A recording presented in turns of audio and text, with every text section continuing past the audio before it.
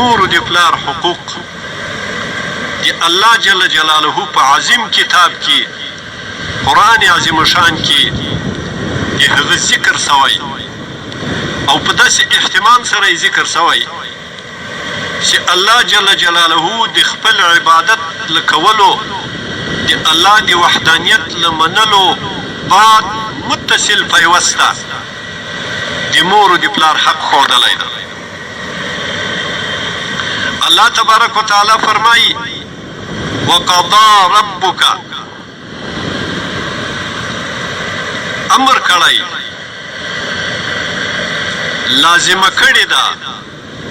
فرض کړې ده ربک رب دې تا دا کاف ربک کی خطاب حضرت جناب محمد رسول الله صلی الله علیه وسلم ته ده. حضرت عمر فاروق رضی الله تعالی عنہ فرمایي چې ګورئ مؤمنانو ورونو دا په قرآن عظیم شان کې چې څومره اوامر او احکامات راغلي دي که هغه سخت سخت او شدید شدید وعیدونه دي او که وعدې دي احکامات دي دا په ظاهر باندې رسول الله صلی الله علیه وسلم ته خطاب د ولی قرآن عظیم شان راغلی رسول الله صلی الله علیه وسلم ته نازل سوی رسول الله صلی الله علیه وسلم ته خو په حقیقت کې د دې اوامرو د دې حکمونو توجه ټول امت رسول الله صلی الله علیه وسلم ته ده. نو وایي خطاب رسول الله صلی الله علیه وسلم ته ده او مقصود موږ تاسو یو ای مسلمانانو ورونو. نو الله پاک وایي چې الله فرض کړي لازمه کړي ربک رب دې تا ای د ما حبیبه اول شی څه الله تعبدو چې تاسې عبادت مه کوئ مگر صرف د یو الله عبادت کوئ الا ایاه مگر د یو الله عبادت به کوئ هیڅ قسم عبادت به د هیڅ بل الله ما سوا د هیڅ مخلوق عبادت نه کیږي او نه به کوي. که هغه ملک ای عبادت به نه کیږي که نبی او ولی عبادت به نه کیږي که لمر او اور سپوږمۍ عبادت به نه کیږي او که عبادت ورته وسو له الله ما سوا بل چاته عبادت وسو که هغه هر څومره مقرب وي الله ته هر څومره نږدې الله ته هغه عابد یې عبادت کوونکی الله مشرک بولی الله یې کافر بولی او جای جهنم ده. نو د عبادت حق فقط و فقط دی الله جل جلاله ده. الله تعبدو الا ایاه او فیوسته پسې متصل الله تبارک و تعالی فرمایي وبالوالدین احسانا او تاسې له مور و پلار سره احسان کوئ نیکیانې کوئ او ښېګڼې ورسره کوئ له مور و پلار سره وبالوالدین احسانا. که متوجه سئ ورونو دلته او مکرر وجهونو کې نور قرآن عظیم شان کې الله تبارک و تعالی د خپل عبادت سره د خپل توحید له منلو سره پیوسته د مور و د پلار احسان ذکر کړی ده. ګورئ ورونو یو د مور و د پلار خبره منل دي د مور و د پلار حکم منل دي او یو له مور و پلار سره احسان کول دي. الله پاک دلته په دې آیات مبارک کې داسې نه وایي چې تاسې د مور و د پلار خبره منئ کومه خبره یې درته وکړه هغه منئ داسې نه دي ویلي بلکې داسې وایي چې له مور و پلار سره به احسان کوئ. احسان دې ته وایي ورونو چې هر قسم نیکي دې له وسه کېږي هر قسم عمل روش او کردار چې هغه ښه سلوک بلل کېږي نیکي بلله کېږي احسان بلله کېږي هغه به له مور و پلار سره اول کوئ. نو له مور و پلار سره احسان ښوولی ده. نو د امر منل ته خو لا ځان ته خبره ده چې هغه امر وکړي چې دا کار به کوې یا دا کار به نه کوې د هغې منل به لا په کومه درجه کې چې الله جل جلاله وي احسان کول ورسره، نیکی کول ورسره، ښه سلوک کول ورسره، اعزاز و اکرام کول یې د هغو الله د خپل عبادت سره متصله فرض کړې ده، لازمه کړې ده. ګورئ ورونو، ډېره عظیمه ابتلا ده او ټول امت پرې باندې مبتلا ده. الله تبارک وتعالی په دې آیاتونو کې فرمایي اما یبلغن عندك الكبر، که چېرته ورسیږي د تا د ځوانۍ په وخت کې، د تا د اختیاراتو په دوران کې مشرتوب او سپینګیرتوب ته ورسیږي، زړتوب ته ورسیږي، دا مور او یا دا پلار. الله پاک فرمایي احدهما، یو د دوی دواړو چې کله ته زلمی سوې، ته د اختیاراتو څښتن سوې، نو یو پکې وفات سوی ده خو یو پکې ژوندی ده چې اوس د تا سره اختیارات دي او تا سره د خدمت کولو امید سته، له تا چې د احسان کولو امید سته. په دې ټیم کې یو ژوندی پاته ده، یو د تا په کنکینې باندې لا وفات سوی ده. او کلاهما، یا دواړه ته بختور وې چې دواړه د تا د اختیاراتو په وخت کې، د تا د ځوانۍ په وخت کې، د تا د موسم په وخت کې دواړه ژوندي دي، خو په حالت د بوډاتوب کې دي، په حالت د سپینګیرتوب کې دي. نو اوس الله تبارک وتعالی د څه شي فرضیت را باندې کړی ده، څه یې را باندې فرض کړي دي. الله راته فرمایي فلا تقل لهما اف، ای د ما بنده ته د مور او پلار په مخ کې دي اف قدر مه وایه، اف سوړ اسویلی مه کوه، یا داسې خبرې یا د داسې ساه کښلو اظهار مه کوه چې هغو ته یو تشویش پیدا کیږي، سوچ سره پیدا کیږي چې زموږ بچي ته څه تکلیف پیدا سوی ده، څه غم ورته جوړ سوی ده، څه نقصان ورته پیدا مخته سوی ده. په دغه تکلیف باندې هغه خبرول، دا په اسویلي سره د هغو په مخ کې د هغو اظهار کول، د خپل د زړه د دوک او د غم اظهار کول، دا حرام ده. الله وایي فلا تقل، لا لفرد نهي ده ټول علماء کرامو ته د دې خبرې معلومات ته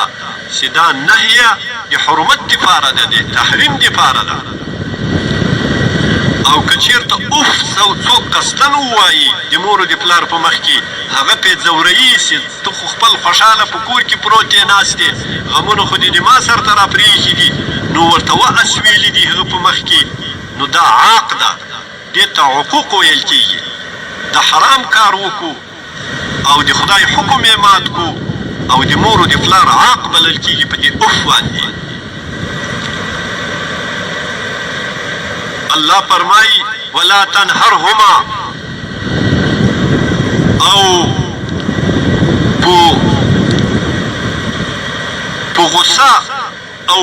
او په قهر مه مخامخ کېږه له دوی سره، په دوی باندې غصه مه کوه، په دوی باندې لوړ اواز مه کوه، په دوی ته ریخه کتل مه کوه، لکه په یوه تروه ټنډه او په برنځو سترګو باندې چې ته له یو بل چا ته ګورې، یو بل چا سره کوم معامله کوې، کوم سلوک کوې، دا نهر او دا ترټن، دا زورنه، دا دوی سره مه کوه، دا هم حرامه ده. په دې باندې اولاد عاق کېږي. نو څرنګه وغږېږم ورسره؟ الله فرمایي وقل لهما قولا کریما، او دوی ته پسته خبره، عزتمنه خبره، خوږه خبره ورسره کوه. سبحان الله. یو عالم فرمایي حضرت سعید ابن مسیب رضی الله تعالی عنه ته د هغه شاګرده هم عصری ده، وایي د قرآن کریم په دې آیاتونو باندې زه ډېر نور په تفصیل سره پوه سوم، خو په دې الفاظو نه سوم پوه چې وقل لهما قولا کریما، دا قول کریم راته معلوم نه سو. حضرت سعید ابن مسیب رضی الله تعالی عنه دا یو لوی ولی الله، یو لوی محدث، لوی مفسر او لوی مجتهد او تابعی ده. دای مبارک ورته وایي د قول کریم تفسیر دا ده چې خپل اټکل وکړه، اندازه وکړه، لکه یو مجرم غلام چې د یو سخت مزاجه بادار په مقابل او په مخ کې او په وړاندې باندې څرنګه غږیږي، هغه ته قول کریم ویل کېږي. بادار ډېر سخت مزاجه ده، ډېر توند ده او ډېر غصناک ده، او له غلامه چې یو لوی جرم سوی ده، اوس هغه د هغه په مخ کې خپل سپیناوی او خپله صفایي کوي او غږیږي ورسره. نو څرنګه به غږیږي، په کومه لهجه باندې به ورسره غږیږي؟ وایي دې ته قول کریم وایي. الله تبارک وتعالی فرمایي واخفض لهما جناح الذل، او ټیټ کا دوی دواړو ته، مور او پلار ته، یا که یو ژوندی هغوی وته، جناح الذل، وزر دی احترام، وزر دی عاجزی، وزر دی تذلل.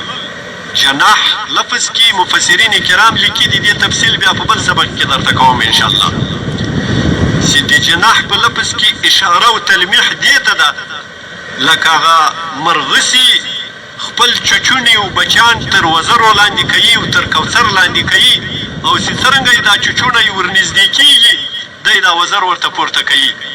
چې هغه نږدې کېږي دی وزر ورته خلاصوي. نو دا وایي اشاره او تلمیح ده هغه حالت ته لکه هغه مرغه چې د خپلو هغه د شفیقو بچانو دپاره خپل وزر څرنګه سوس کړي دي، څرنګه یې نرم کړي دي، چې هغه څرنګه غواړي دی ورته پورته کوي. یعنې معنا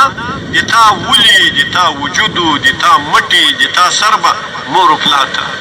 داسې ټیټ. واخفض لهما جناح الذل من الرحمة، وزر دی عاجزی و وزر دی کیمینی ټیټ کا د شفقت په وجه باندې، د ترحم په وجه باندې، په دې په وجه باندې نه چې ته له هغه ویرېږې، له هغه ډارېږې، نه، من الرحمة، د هغه رحمتو، د شفقتو، د ترحم له وجې چې وزر ورته ټیټ کړ. او همیش وایه ای بنده، ای اولاده، همیش وایه وقل رب ارحمهما كما ربياني صغيرا.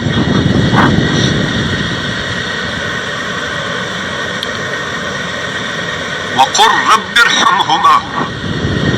الله داسې رحم پې باندې وکړه،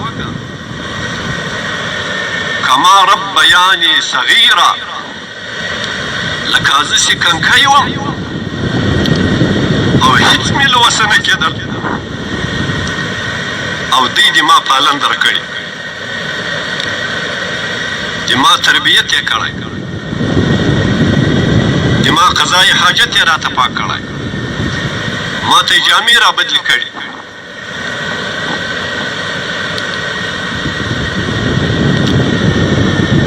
ما سره یې شپه بېخود وکړي.